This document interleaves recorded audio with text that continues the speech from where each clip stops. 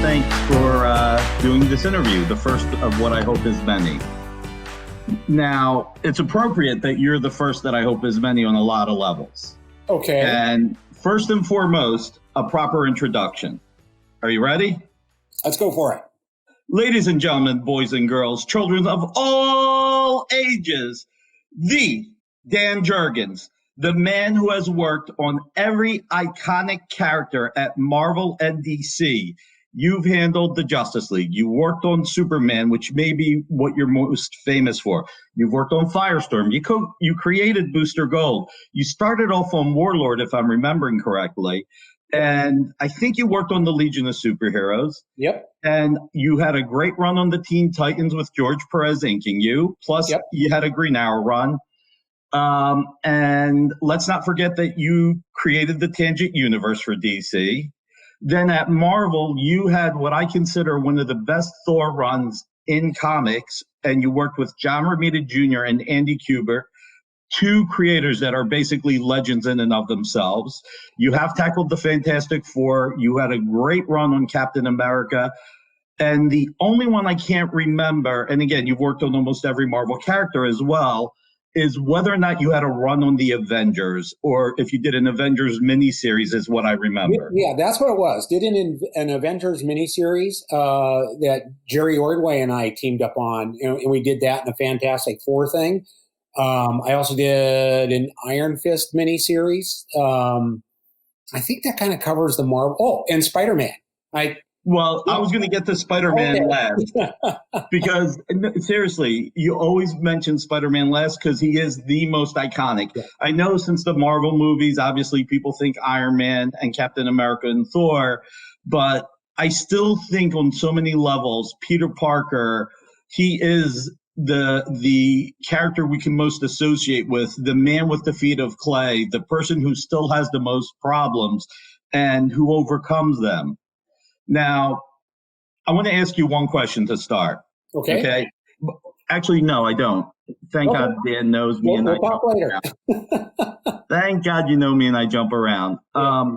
One of the reasons why it's appropriate that you're the first person I interview, when we first started Dynamic Forces, we started as National Comic Services. Mm-hmm.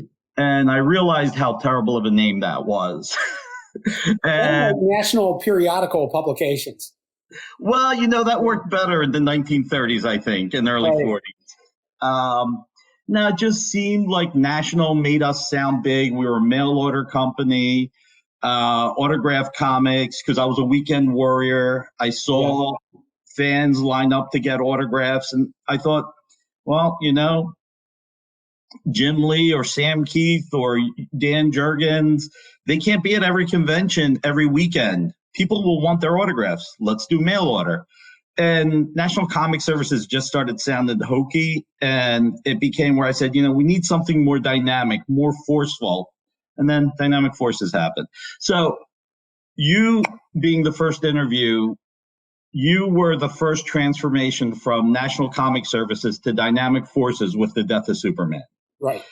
And we've known each other since then, at the very least. We may have known each other before that from the convention circuit, but that was our true first introduction to each other.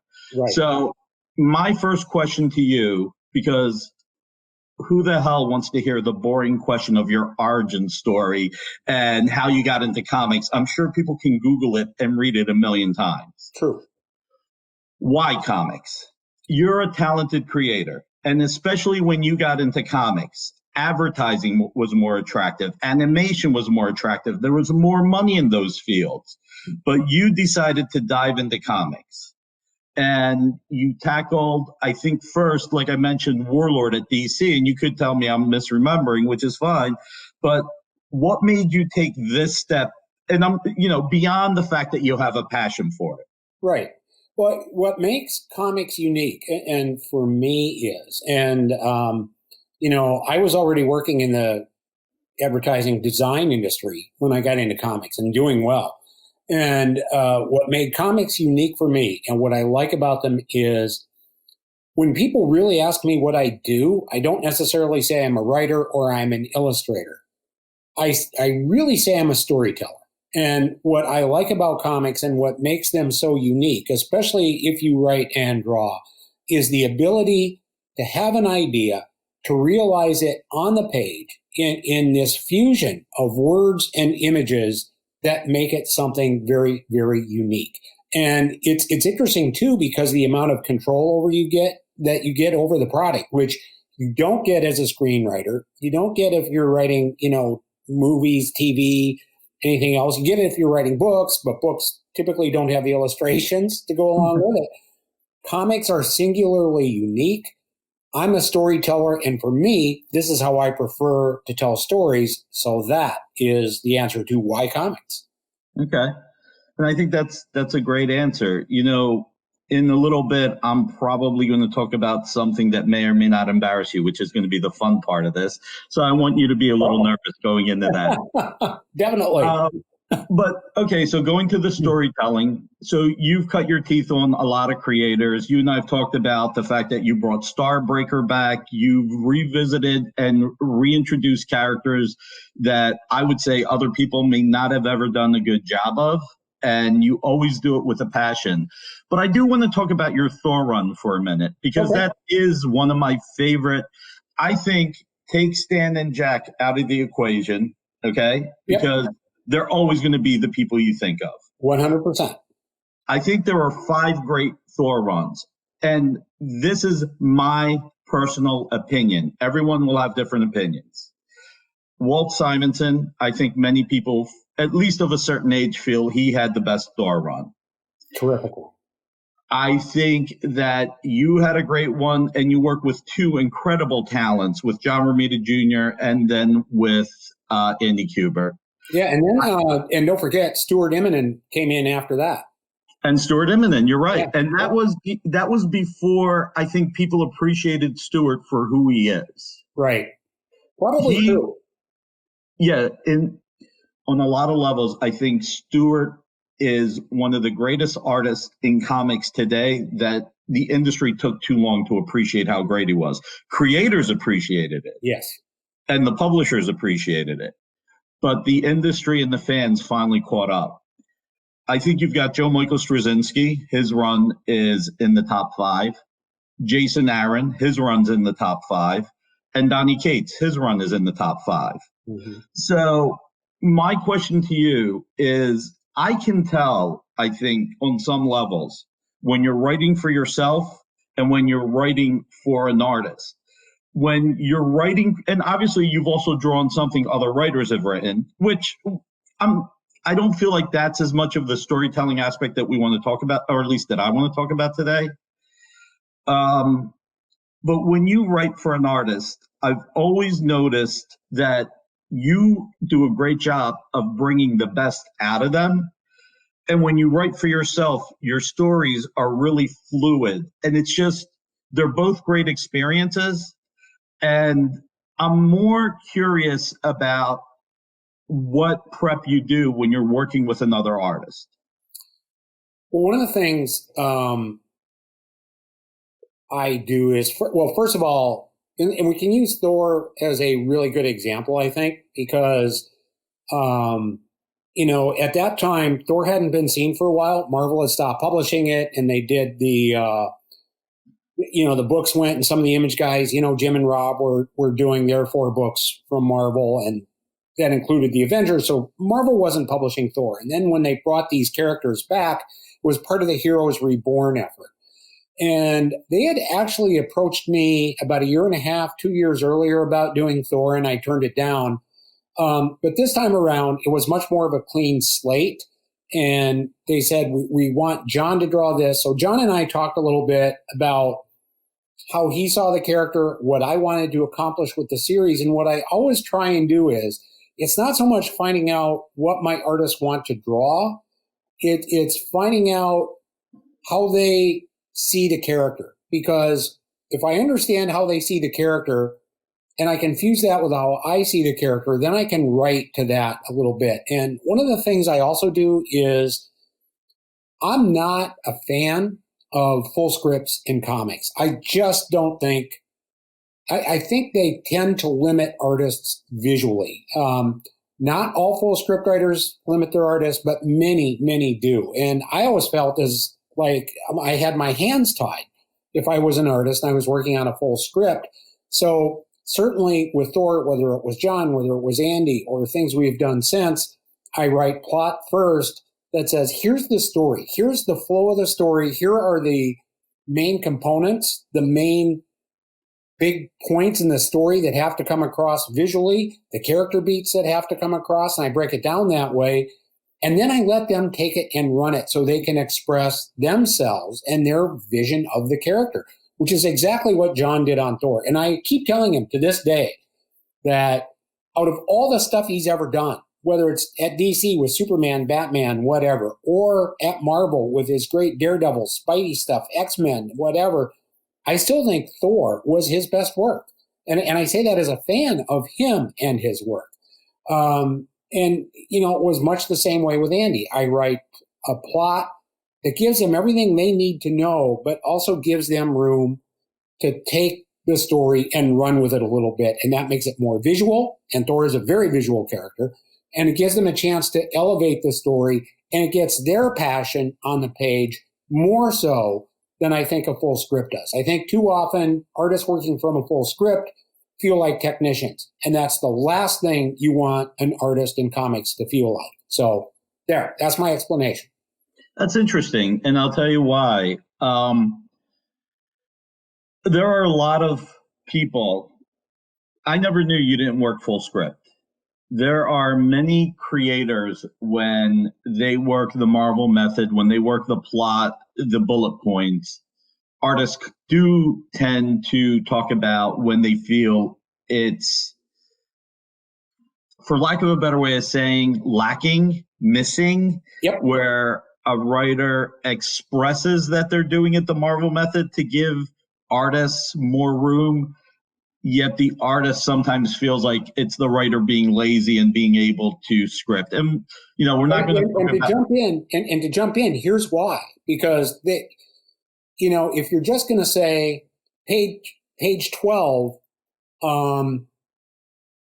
Spider-Man and Doc Ock land on top of a moving train, they fight until page 18, and then Spider-Man gets knocked off the train, and you have to come up with the entire fight and choreograph that. Yes, that's laziness. Yeah, and that's exactly where I was going with this, is that the reason why I've never heard it is because you're obviously delivering to the artist what they need to do it. Because look, at the end of the day, artists aren't afraid to talk about this stuff in the bar, you know, at San Diego Comic Con, and sometimes outside of a bar. So in today's social media, it feels like every nook and cranny, deserve it or undeserve it, gets out there. No, that's you know, and obviously I keep bringing up Thor because I found it so refreshing and so great. And I thought you pulled the best out of those two creators. And then you worked with Andy a little bit on Captain America, I think. And then you worked on Captain America yourself, writing and drawing it. Yep. And as you said, you worked on Spider-Man during the Clone Saga, which, you know, it's weird. It's kind of like Wolverine without the adamantium. In retrospect, a lot of people dislike it, but there are people that grew up reading it that love it, which is why the Clone Saga might come back, which is why Wolverine without the adamantium may come back. There are fans that love it. I'm telling you, I am amazed that, you know, I feel like at cons, I probably went like a 10-year period where I didn't see that many Spider-Man issues that I had done to sign. And that seemed to change right around 2005 to 2010, somewhere in there.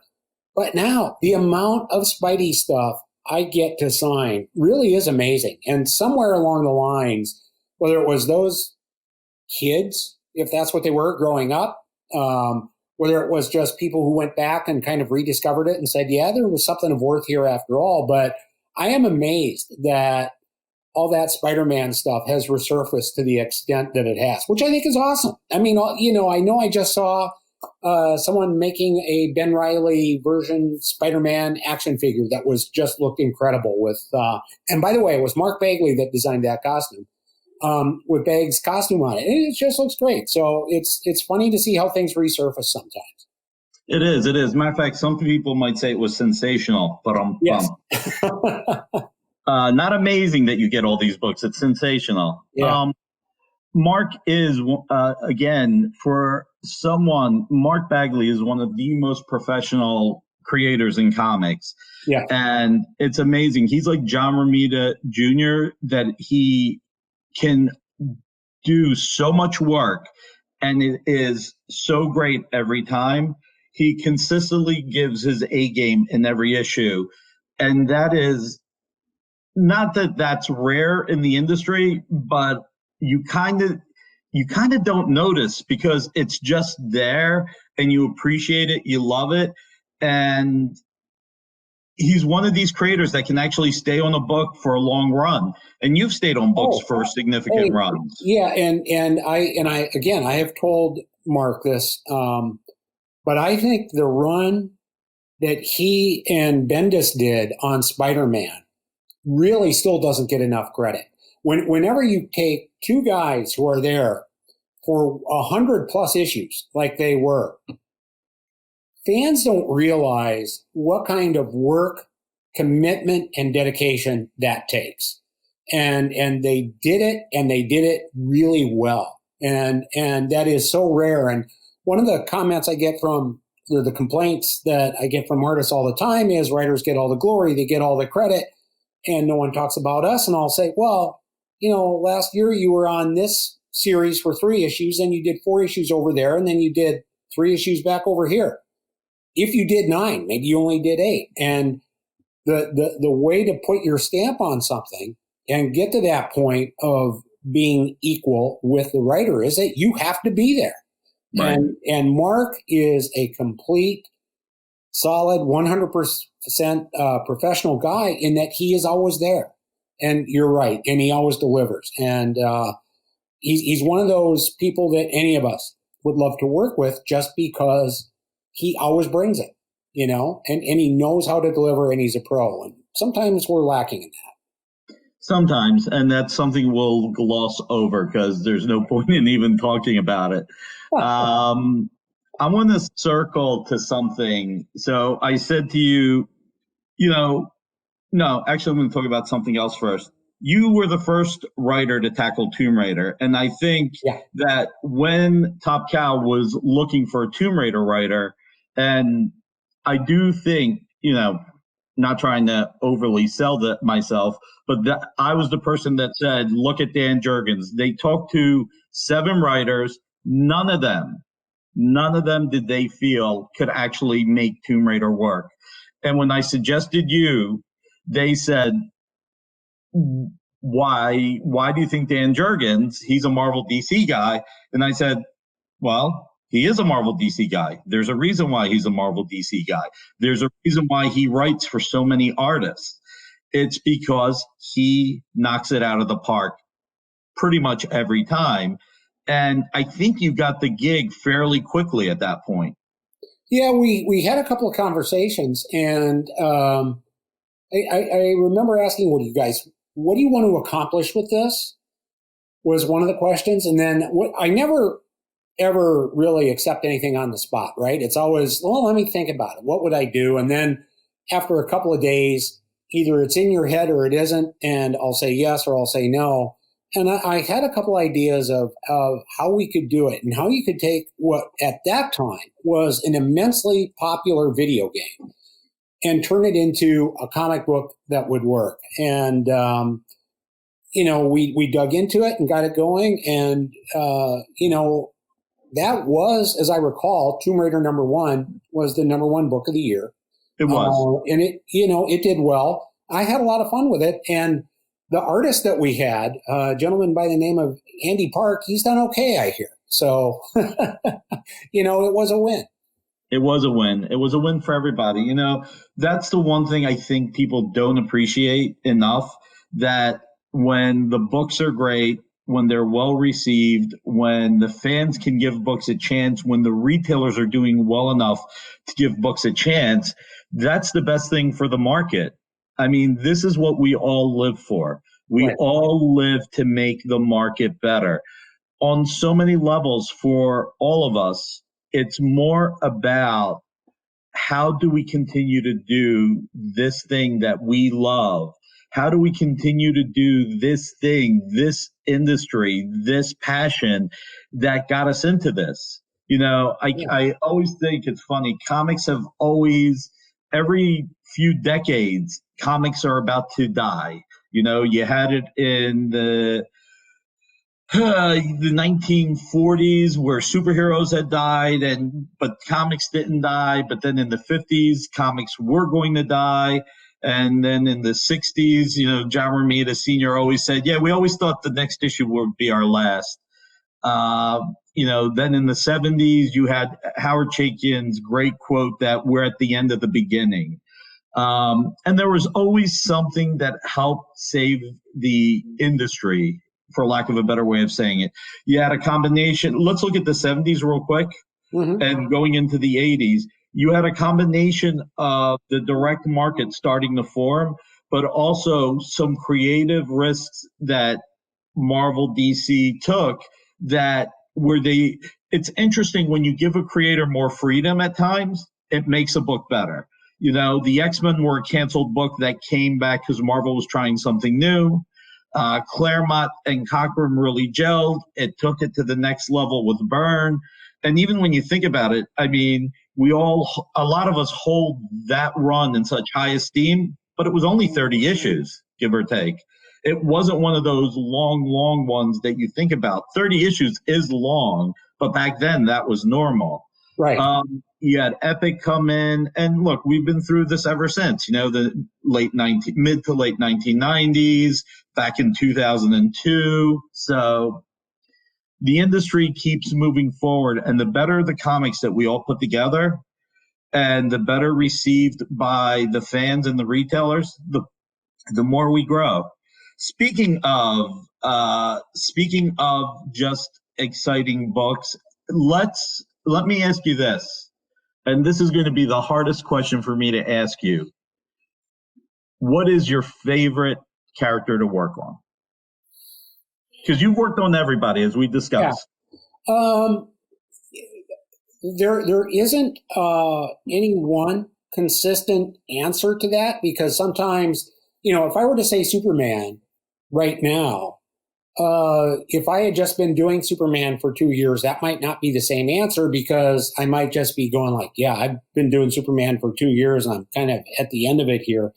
I think right now, I just got done or have been working on a project called Generations, where we have Booster Gold in it again. And it was really fun to get back to writing Booster. And I think part of it is because as we talk in December of 2020, with COVID being what it is and everything this country has gone through the past year, just writing a character with that sense of fun and humor and lightness to it has been a lot of fun lately. So right now I would just say, let's go with Booster Gold for now. Cool. So we were talking about your being the first person that we worked with as dynamic forces on the Death of Superman, and Brett was a part of that. And do you remember, with the return of Superman, flying to our offices in New Jersey and signing for the better part of a week about 35,000 comics? Yes, I do remember it well, because as long as the days got, it was a lot of fun, because you had some other characters coming through there, not characters, I should say creators at the same time, who are characters. We won't get into names, but it was fun. It was a good time. But yeah, we did. And when I tell people this now, they don't believe me. I'll say, yeah, we did 35,000 books like in 5 days. Oh, no way, you did not. And I said, yes, we did. So yes, I do remember that very well. The funniest part is, I remember you and Dan Panosian and a few of the guys taking breaks, playing a little bit of football catch. Yep. The funniest thing that I remember there's a lot, like you said, there's a lot of funny things to talk about, but the one thing, and this is a plus, I will say this is a plus.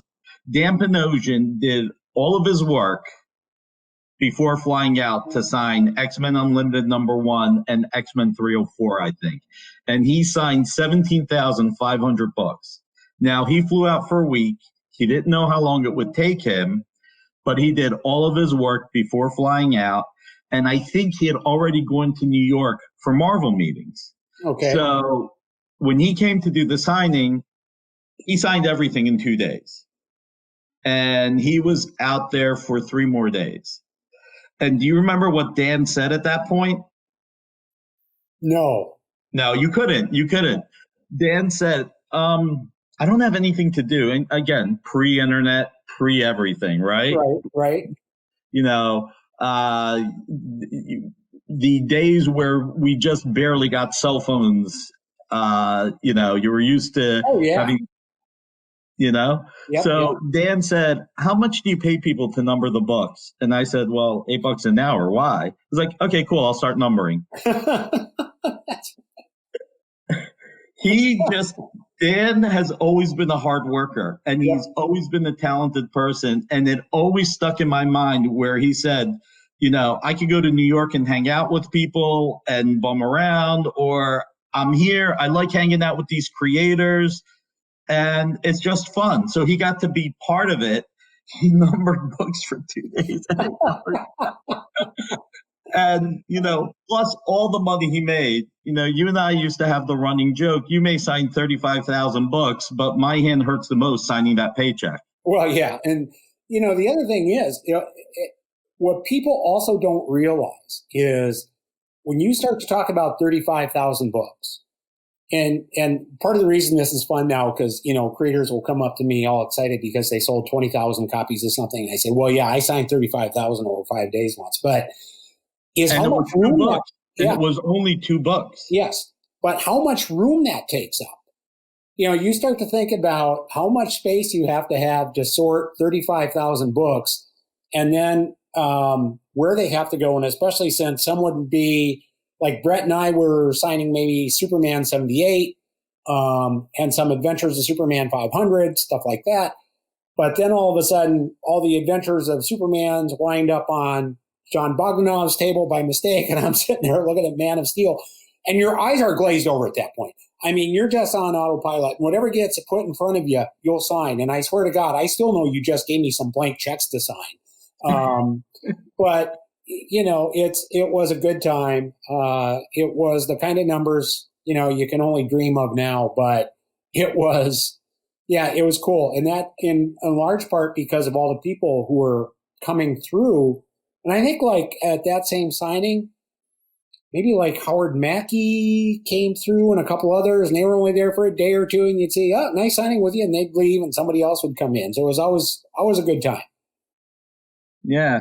There's a run of a comic that you did that I still think people don't realize how good it is. You had a really nice run on Aquaman with Steve Epting. Yes. Yeah. And I say that because to this day, I'm surprised it hasn't been reprinted. And I will mention it to people at DC. Next time an Aquaman movie comes out, you should reprint that and, collect it. And they don't even remember it. And it was because it had these beautiful Mike Kaluta covers and beautiful Steve Epting art. Never mind that I was involved, but it was, I think, a really credible run on Aquaman. And what had happened is they were going to cancel the book. And then they said, well, this is not, it's near death. You want to just see if there's anything you can do with it. And I said, well, what are the chances that you won't cancel it? Well, not real good, but we'll give it a shot. What the hell? So I said, okay, I'll try it for a year. And we pushed it up in sales just a bit, but not enough to survive cancellation. But yeah, that was a favorite of mine. I really enjoyed that. It is. And again, that goes back to, you're working with Romita Jr., you're working with Andy Kubert, and considering how big of a fan of Romita Jr. I am from X-Men 176 to 200, and I think maybe he went a little bit past that, and his Daredevil run with Ann Nocenti and Al Williamson, which was phenomenal. I mean, John's touched every character as well. Yes. But but continuing, and he has not slowed down either. It's funny, if you have a conversation with John about his style on the X-Men right after Paul Smith and his early run, he'll tell you how much he hates that run. I know. But not because he didn't like working on the book, because he felt his style hadn't evolved enough yet. And I think Joe Kubert once said it best: if you don't dislike your first 2 pages of a comic, by the time you get to the end of drawing it because you felt you could do something better with those pages, you're not growing as an artist. Oh, it's true. Actually, I say it's the first 2 issues. I know that what I have always seen for me is that in drawing a new project, it takes me a good 30 pages to start to feel comfortable with the character. If I have not worked on a character before, and it takes me about 30 pages to find the visual vernacular of what that character is to me, how I really want them to stand, how I want to position them in the panel. And a lot of it is, how do they relate to the characters around them? And to get to that point where you start to, you draw it because it's there and you're never having to go back and adjust it or erase it. And that to me is a 30-page process. And so it's usually, it takes me 2 issues to really warm up into that point where I'm on top of it. And then by the 3rd issue, it's like, okay, I know who this is. I know how they act. I know what their body language is. I know how they move through the course of the story and relate to the characters around them. Let's go. But yeah, I mean, that's just realistic. And so an artist, when I'm writing for an artist and they come back with a bit of an apology or something like that, I'll always say, don't worry about it. It takes me 2 issues. I expect that for everybody. So we don't have a problem here. Cool. Now we're going to circle back to, I don't think people know how selfless and generous you are on a few levels. So you've always been there to help out the industry. You do convention signings for the Hero Initiative, I believe. You've done sketches. You support animal rescue charities. And you're generous with your friends. So I'm going to show one thing and then talk about that thing that may or may not be a little bit embarrassing. Uh-oh. So first, knowing how big of a Flash fan I am, you gave me this as a gift once. Yeah. Which I've had forever. People are jealous about it because it is just a great Superman Flash race. And they're always wanted to know who had this. And when they found out I had it, people have wanted it. And it's, I keep telling everybody the same thing. The day I die, one of my nephews gets it and you can buy it from him. Okay. Between now and then, I'm Daffy Duck. It's mine, all mine. That's right. On another note, you remember 1999 well? The year? And what happened? Well, besides the century coming to an end, I don't know. I don't know what you're looking for here, Nick. All right. So it's 1999. Mm-hmm. And the industry was struggling. Marvel was still in bankruptcy. Yes. Retailers were still not doing well. And Capital had shut down, obviously, and Diamond was keeping the industry together. And Dynamic Forces was struggling. Yeah. And we had a Hail Mary opportunity come to us. We were able to do, Star Wars Episode 1 was coming up, and we were able to do a significant sale through QVC US and a somewhat significant sale through QVC UK. At that point, not to give myself too much credit, but this gets to you, which is more important. Back against the wall, I mortgaged my house with a second mortgage. I needed to buy product from Dark Horse and from Topps and get books and trading cards and other items signed.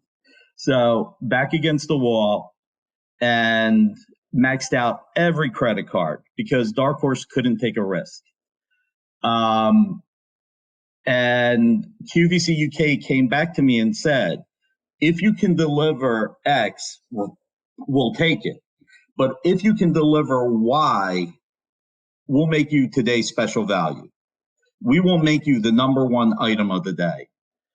And I fell short by just under six figures. And I really wanted to get to the TSV, the today's special value. And basically, and it was all a risk, by the way. Let's not forget, it was all a risk. Oh, sure. And I called two friends. You were one of them. And I said, would you be willing to help me? I need X amount of money. And I was really blunt. And I said, look, I've sold some of my comics to raise money. I've gotten a second mortgage on my house. I've maxed out every credit card. I have enough to fly over to enough money left to fly over to the UK. Dark Horse needed to be prepaid, and Titan owned the rights to Star Wars in the UK, and they required $100,000 for me to sell to them. So you came in, and I said, look, if this goes the wrong way, I'll just sell my retirement stocks and pay you back. And you took the risk and loaned me almost six figures, which allowed me to get the TSV, which helped turn things around. Things would have been okay even if I didn't get the TSV, but getting the TSV just allowed the company to be strong again. And I've always been appreciative.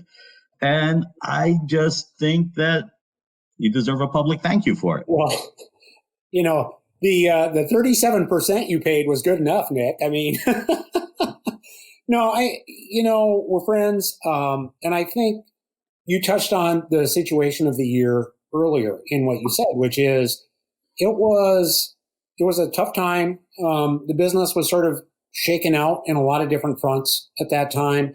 And, we had some good days. So I was happy to be able to do it and happy that it worked out for you. And, I think it was great because, Dynamic is still here today and Dynamite is publishing, and who knows how things would have been different. You never know, but I'm glad it all worked out.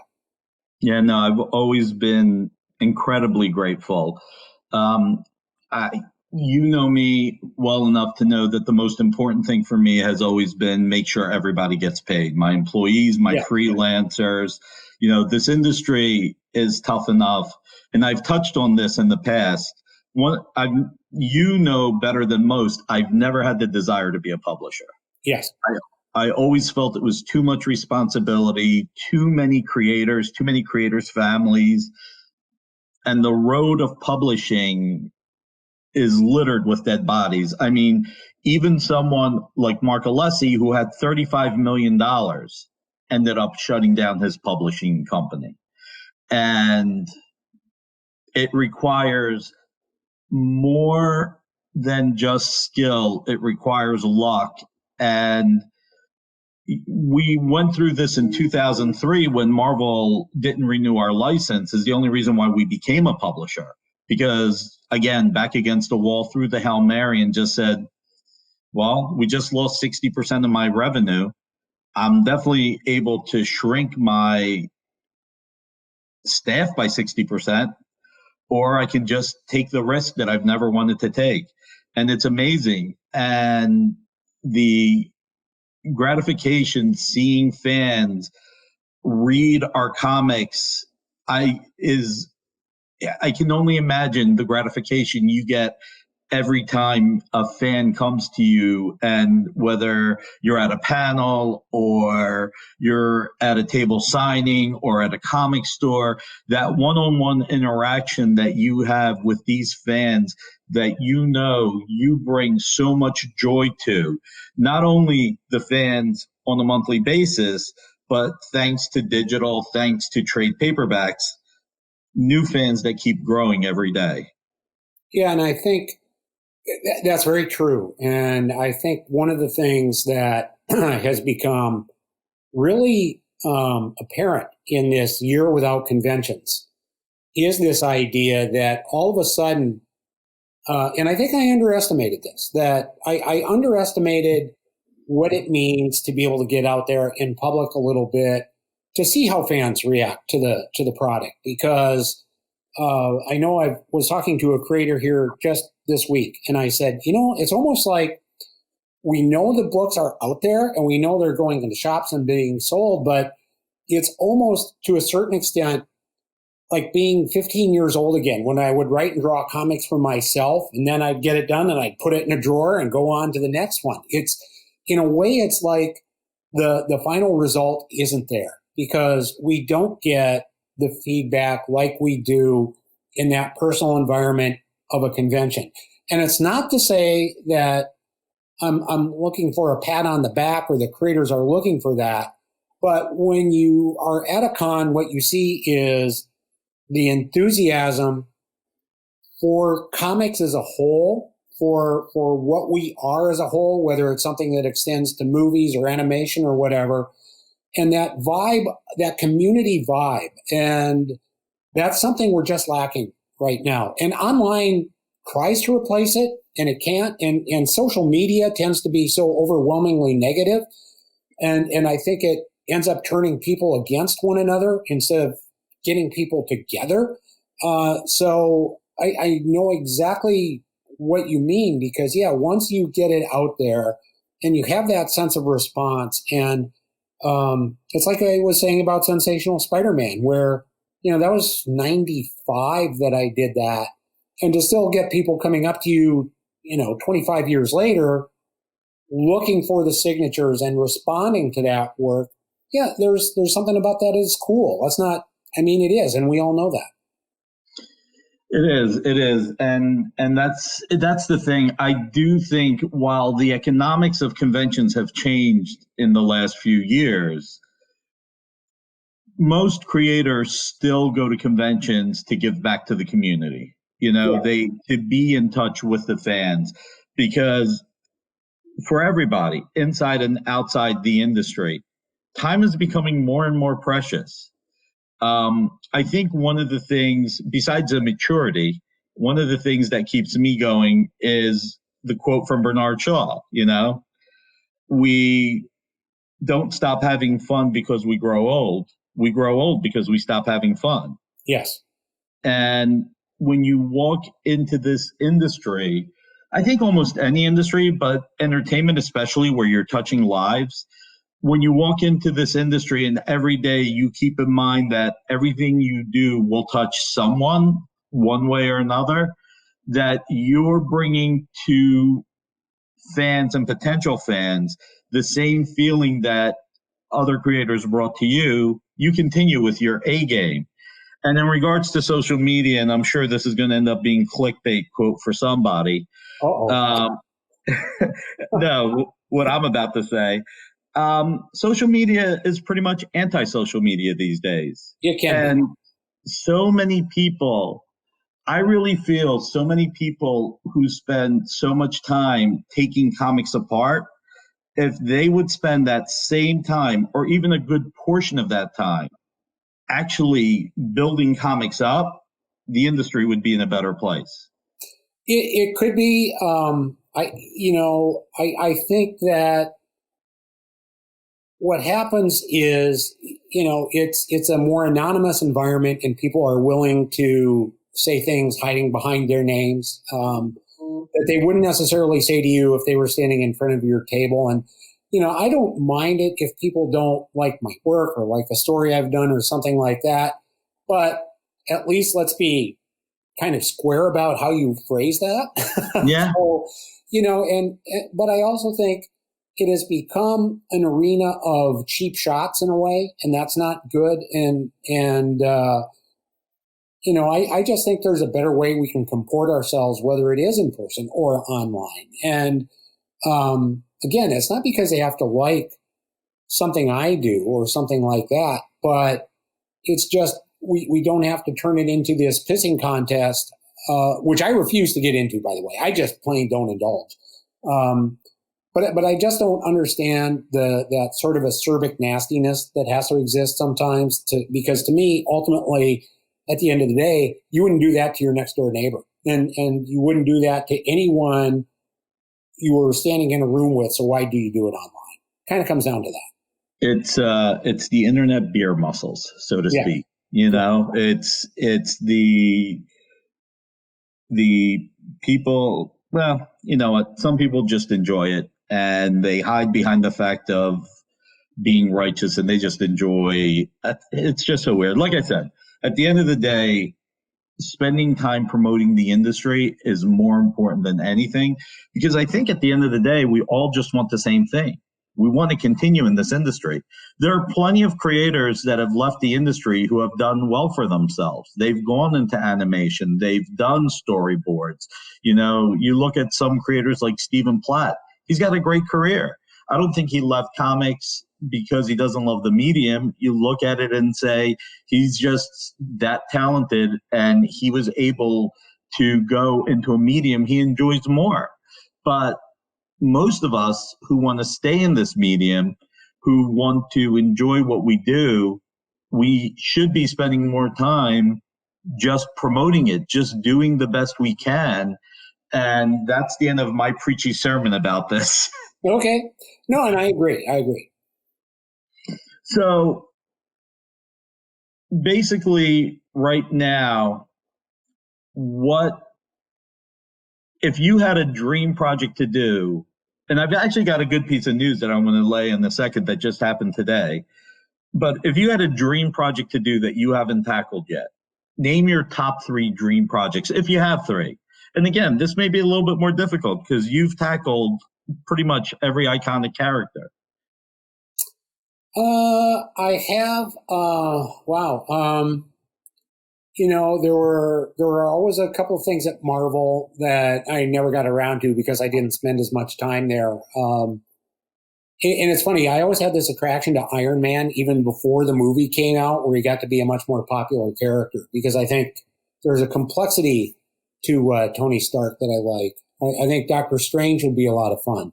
And then I have a couple of things on my own that I want to do, and that I've always had sort of in the back pocket and said, when the time is right, it'll be time to go do it. And I think those would be up there too. So that's kind of what I'm looking at now.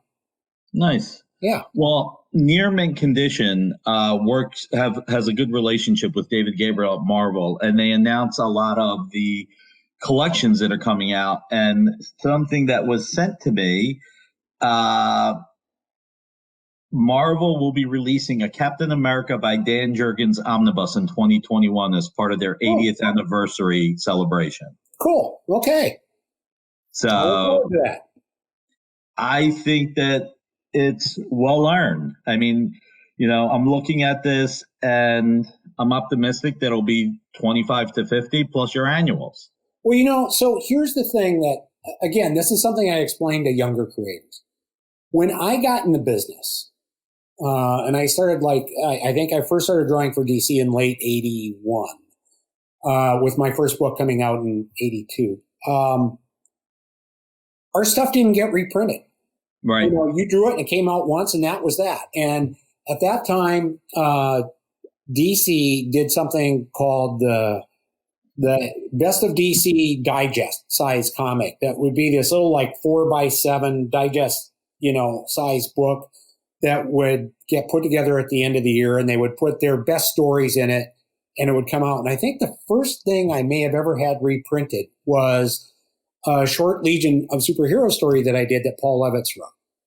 And I was like, wow, I got reprinted. That's cool. And I never, ever could have foreseen the day when things would end up, almost anything we did, getting reprinted as trade paperbacks or something like that, which is why, as we talked about Aquaman earlier, the stuff I did with Epting and Kaluta, that it's odd that hasn't been collected, because it's one of the rare things I've done that hasn't been.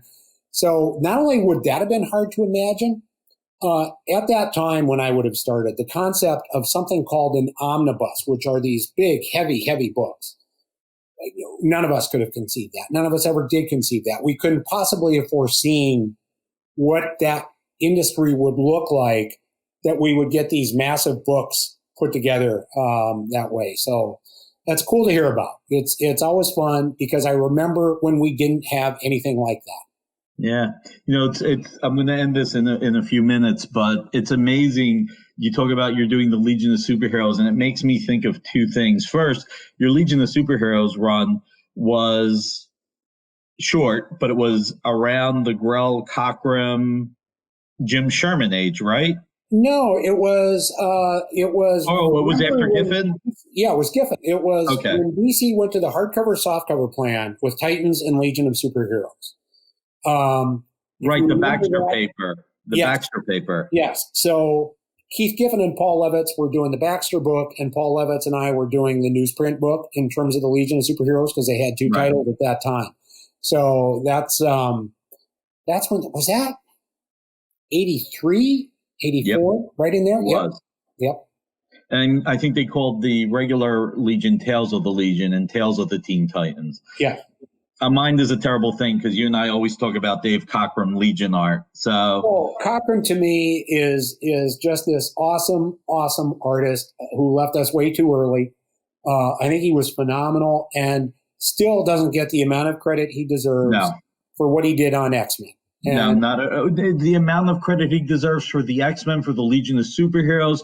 He was one of the best designers this industry's ever had. He loved the fans. This is a guy who would sell his original artwork cheap because he felt all the fans should be able to afford it.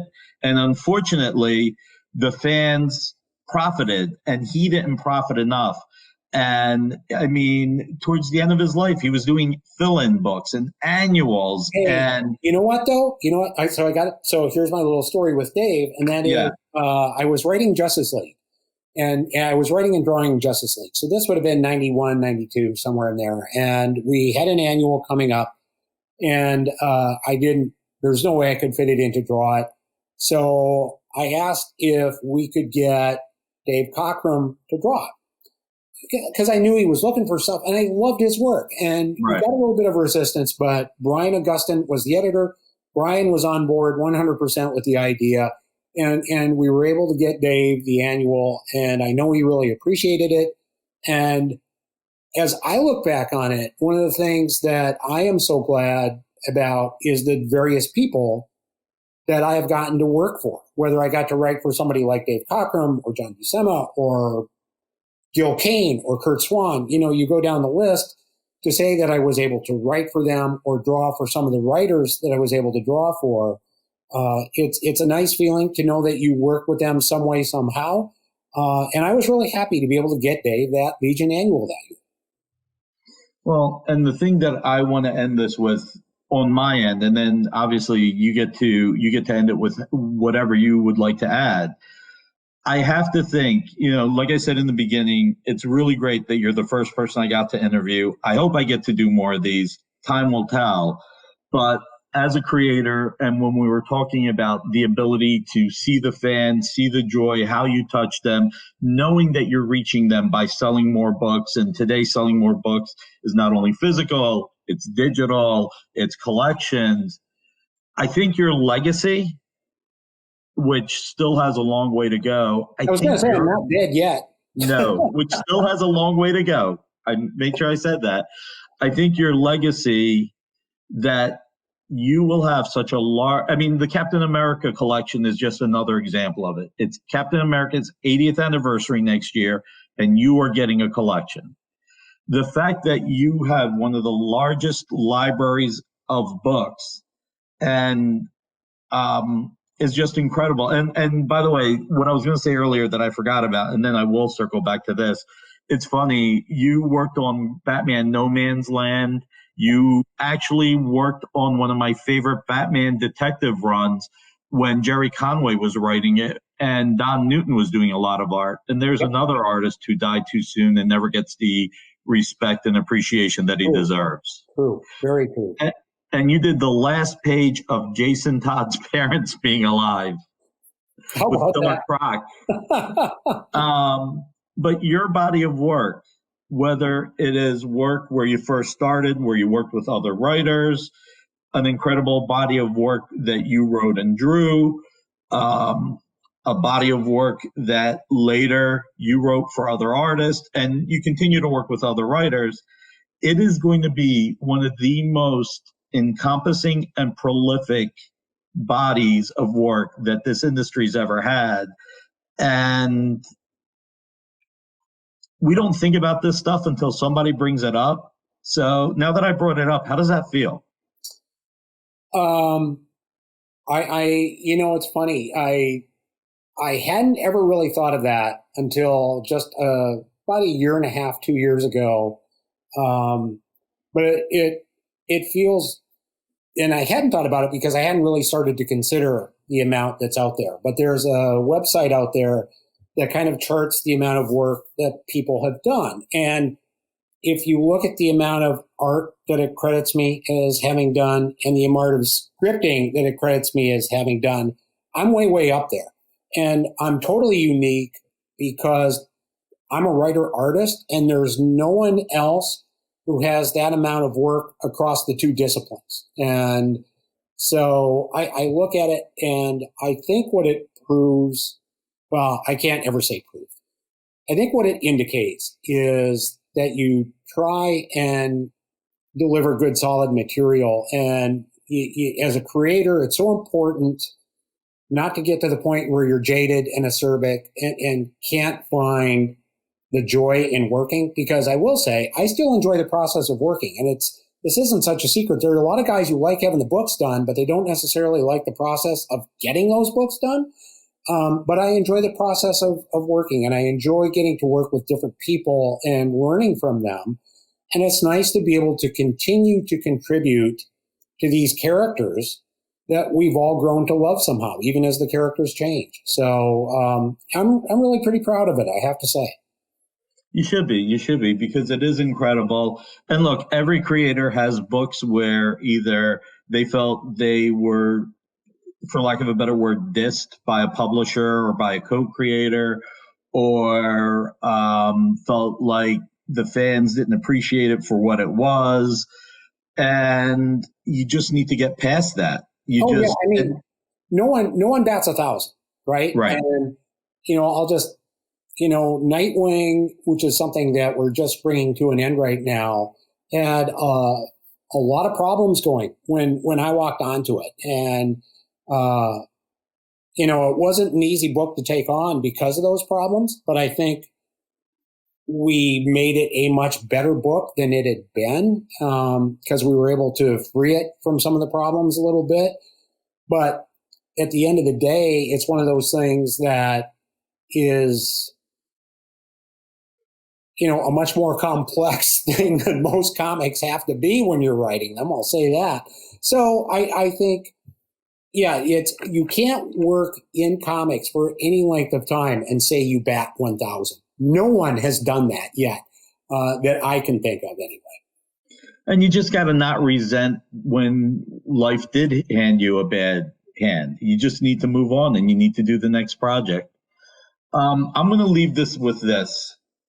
For any fans that are watching this that have never picked up a Dan Jurgens book, try a Dan Jurgens book. You can go to your local comic store, pick up any run of his books. Just pick your favorite character. He's touched it. If you can't find it at your local comic store, try the digital edition. And then if you like it, buy the rest at your local comic store. Let's support the local comic stores. Let's support the entire industry. Doesn't matter if it's Marvel, DC, Top Cow, any of the publishers that he's worked with. It's just, we all need to try something new. And, George Bernard Shaw, we're not getting old because we're not going to stop having fun, right? Right. Dan, anything? I think that takes care of it. The one thing I'll do is I will mention we have Nightwing and Batman Beyond, both of which I'm writing and are coming to an end in December. But I think Nightwing has a very special story to mark the end. And then in January, have a book coming out from DC called Generations Shattered, to be followed up by Generations Forged in February, which makes kind of a nice little statement about things. So that's what we have coming up. So you can always look for that. Awesome. Well, Dan, thank you very much. Have a great one. Thank you, sir. You too, Nick.